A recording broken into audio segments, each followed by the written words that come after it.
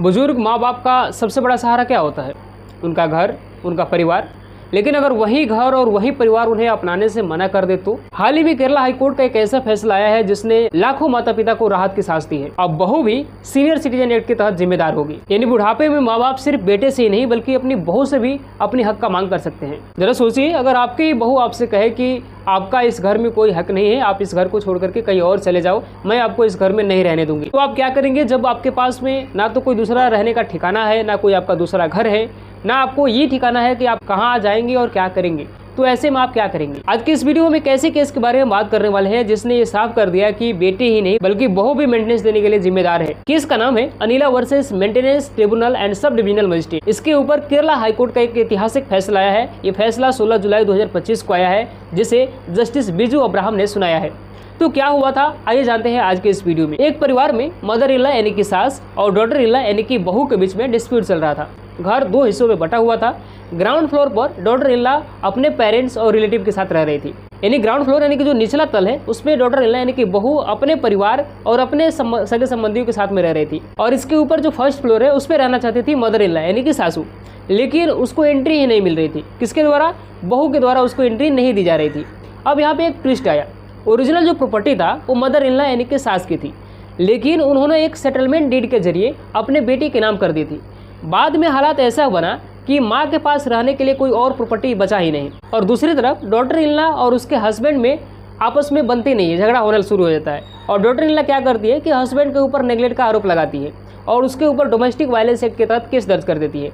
अब जीएमएफसी कोर्ट यानी कि judicial magistrate first class court जो है एक इंटरिम ऑर्डर पास करता है और उस कहता है कि mother in law peaceful living में डिस्टर्ब ना करे। यानी कि मदर इन लॉ को यानी कि सासू को जो है एक डायरेक्शन दिया जाता है कि वो जो बहू के पीसफुल लिविंग है यानी जो रह रही है तो उसमें उसको डिस्टर्ब ना किया जाए। लेकिन माँ हार नहीं मानती है, जो सासू माँ है वो हार नहीं मानती है और वो जो है सीनियर सिटीजन एक्ट 2007 का सहारा लेती है और मेंटेनेंस ट्रिब्यूनल में डिमांड करती है कि उसे फर्स्ट फ्लोर पे रहने का अधिकार दिया जाए। अब सवाल यहाँ पे आता है कि डॉटर इन लॉ जो है क्या सीनियर सिटीजन एक्ट के तहत चिल्ड्रन की डिफिनेशन में आती है? और अगर डोमेस्टिक वायलेंस एक्ट और सीनियर सिटीजन एक्ट में टकराव हो तो कौन सा कानून लागू होगा?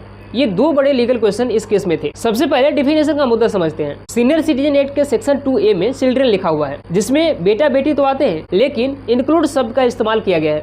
कोर्ट ने कहा जब डिफिनेशन में इंक्लूड्स दिया होता है तो उसका मतलब है कि इंटरप्रिटेशन वाइड होगा, नैरो नहीं। इसीलिए डॉटर इन लॉ यानी कि जो बहू है वो भी चिल्ड्रन की डिफिनेशन में शामिल की जाएगी।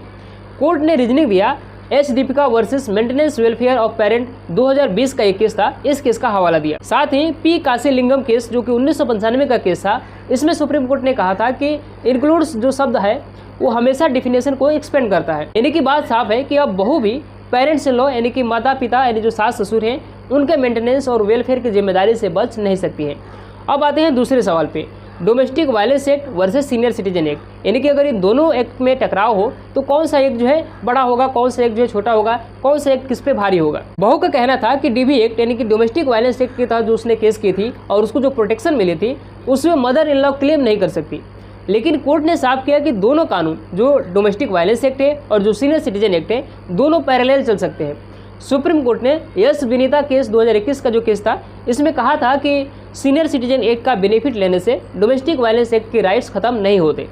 दिल्ली हाईकोर्ट ने भी पूजा मेहता केस में यही प्रिंसिपल बताया था, कोर्ट को बैलेंस स्ट्राइक करना होगा।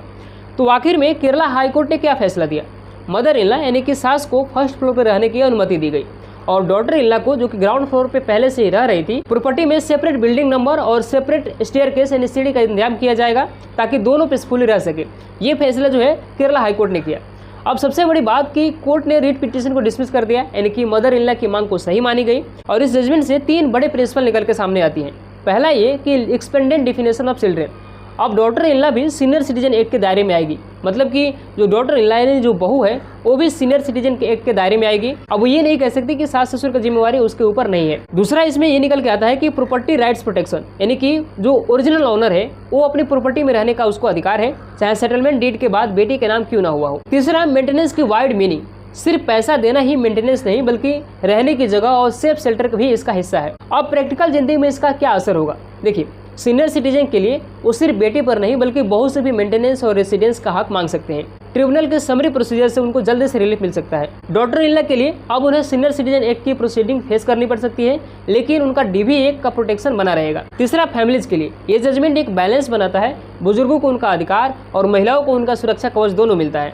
तो दोस्तों, ये केस हमें बहुत ही बड़ा लेसन देता है। कानून सिर्फ किताबों की बातें नहीं है, ये हमारे परिवार की रोजमर्रा की हकीकत को एड्रेस करता है।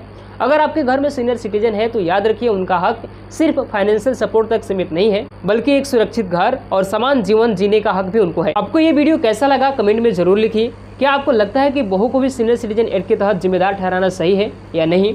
अगर आपको ऐसा सिंपल और इंगेजिंग लीगल अपडेट्स चाहिए तो चैनल को सब्सक्राइब जरूर कीजिए, वीडियो को लाइक कीजिए और अपने दोस्तों तक शेयर जरूर कीजिए।